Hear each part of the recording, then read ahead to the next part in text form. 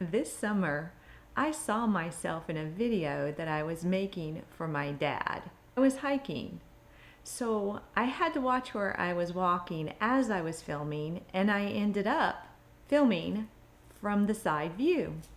Once I saw this video while I was editing it, I thought, that can't be me. Who the heck is that? And when did I turn into my grandmother? Yes, I'm talking about my neck and my jawline. It was non-existent, the jawline was. The neck, too prominent. Oh my gosh. While we were out on that 4-month RV trip this summer, there really wasn't anything I could do once I noticed what was going on in this area. I started filming only from the front. And then when I saw that little jiggle still working, you'll see me casually put my hand up here while I'm talking. This was my favorite position. Hide. I know you know what I'm talking about. What I did happen upon was something called the Big 6 lymphatic practice. Every morning, I made it into my routine. I would go into the bathroom or I would do it as soon as I sat up in bed. That Big 6 lymphatic drainage practice. I even made my husband do it a couple of times. He wasn't that impressed. Me personally, I felt like it was amazing. I couldn't believe all the drainage that it was encouraging out of my sinuses, and maybe it's because we were out in the woods for 4 months. But I loved it. My success with this method and practice and moving lymph from my face made me think, what else can I do that's similar to that? I felt perhaps that dry brushing and gua sha were two good areas that I should look into.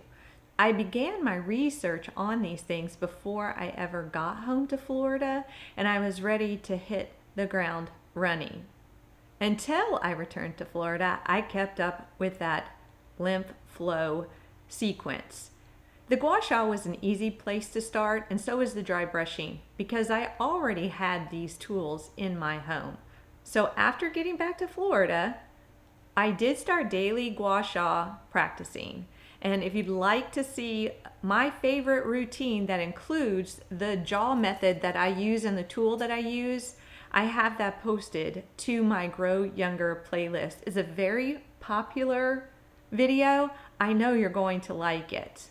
And I believe it will help you just as much as it helped me. When you see my before and after pictures, you can recognize, hey, look, it's not perfect, but I have a jawline. My neck is so improved. I'm looking at myself because I really still can't believe it. I love it. So yes, these things do work. Around that same time when I got back, I started weight training. Now, while we were gone, we hiked every single day, sometimes 14, 15 miles a day with a couple of thousand feet of elevation. We weren't lazy out there. You may be asking yourself, hey, did she lose weight? No, I weighed the exact same now as I did before I left. Does that mean I didn't have some body recomposition? I may have. I may have turned some of this fat into muscle. And that is perfectly all right with me because that's the third thing I've been doing since I got home. I started weight training or back to weight training. I am a retired personal trainer, nutritional coach, and life balance coach. So I do have a lot of equipment in my gym, which is now in my garage.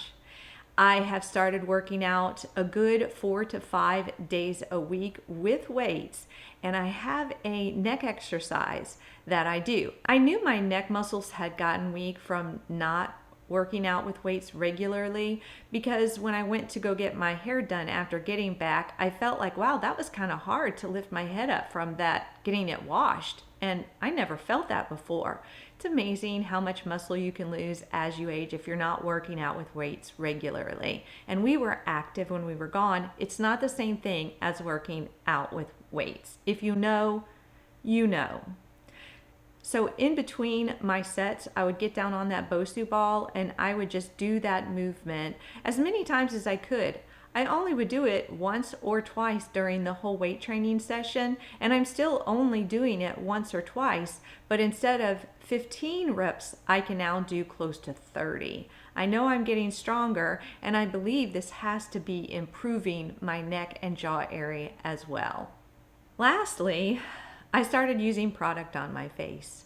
I never have been one who can use a lot of product or ever has used product on my face. I have sensitive skin, really ridiculously crazy sensitive skin. Even sunscreen will give me pimples and sometimes break me out. I did start using, when I got back, a DIY vitamin C serum. I love it, as well as a DIY massage face and body oil. That has been the best thing for me, hands down. As with most things, consistency is key. I'm pretty sure that I would not have achieved these results if I hadn't committed to the 30 days. And if I can do that, I know you can too. These are some really basic things that I have found I can work into my day. Even when I'm drinking my coffee, I take my little dry brush on my face and I just do that brush. I'm totally addicted to it. If it didn't feel so good, I wouldn't do it.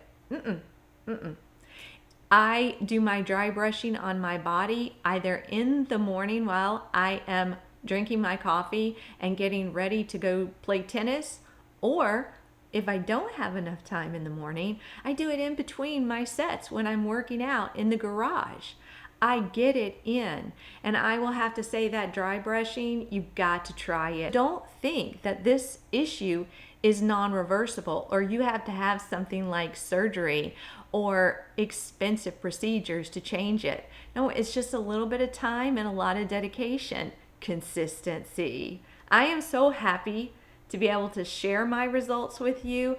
Thank you so much for watching and sharing this video.